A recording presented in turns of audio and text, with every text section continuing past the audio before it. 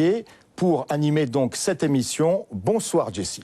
Bonsoir Laurent, bonsoir Madame Taubira. Bonsoir Jessie Xavier. Avec vous, nous reviendrons à près de 3 mois de l'élection présidentielle sur vos choix et également sur le rôle que vous comptez jouer dans la campagne pour cette échéance électorale majeure pour le pays.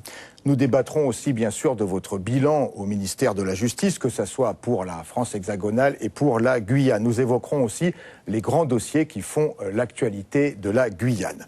Alors Jessie Xavier, comme de coutume dans Politique.Guyane, nouvelle formule, chaque émission commence par un portrait en liberté de notre invité. Et Jessie Xavier a trempé sa plus belle plume dans son encrier pour faire ce portrait en liberté de vous, Madame Taubira.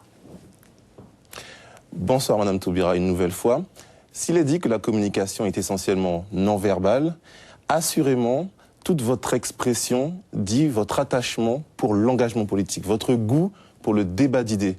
Et peut-être que votre regard est l'arme la plus affûtée de toute cette expression.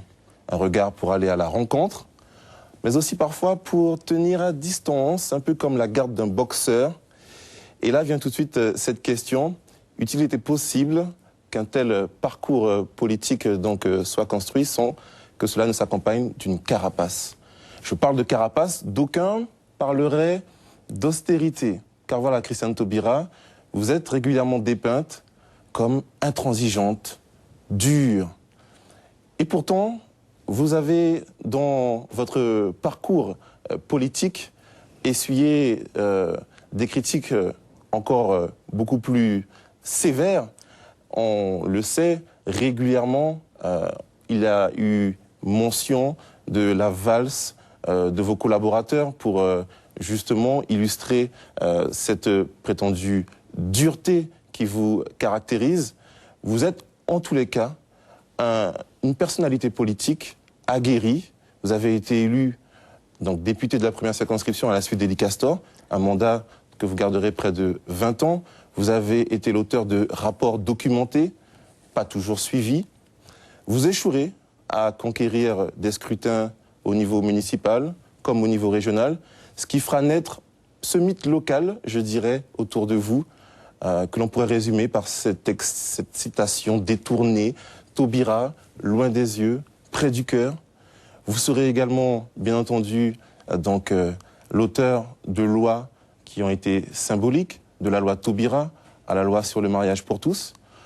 Lorsque vous entrerez dans le gouvernement en tant que ministre de la Justice en 2012, à l'appel de Jean-Marc Ayrault, vous déjouez tous les pronostics en termes de longévité sous ce quinquennat, jusqu'à donc votre départ il y a 1 an sur un désaccord politique majeur, la déchéance de nationalité. J'évoquais votre carapace, et pourtant vous gardez un engagement, vous gardez un attachement pour la notion de transmission, notamment pour les futures générations, ce qui est l'inverse d'une carapace, puisque c'est une ouverture.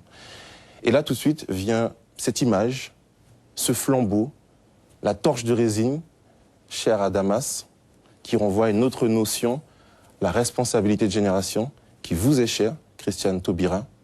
Alors, indéniablement, vous marchez, la torche à la main, j'ajouterais dans une nuit de plus en plus sombre, mais beaucoup se questionnent, quel est l'horizon qui vous inspire désormais? Christiane Taubira, une réaction à ce portrait en liberté? Oui, tout à fait en liberté. D'abord, il y a du travail, des portraits, donc je salue l'effort qui a été fait.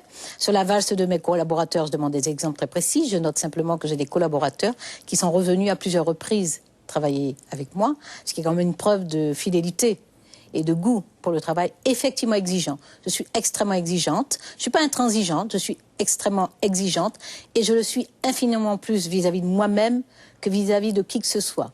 Je ne pense pas avoir de carapace parce que je me rends disponible pour la relation avec l'autre. J'entretiens autant la force que la sensibilité. Donc je reste disponible, je reste accessible. Mais j'ai bien l'intention de rester très forte aussi et d'être de plus en plus forte parce que j'ai le sentiment de porter une responsabilité très lourde, que les combats que je mène, que l'attitude que j'ai, que la résistance dont je fais preuve sont des protections pour des personnes qui sont plus vulnérables. Donc j'ai l'intention effectivement de continuer à cultiver cette force.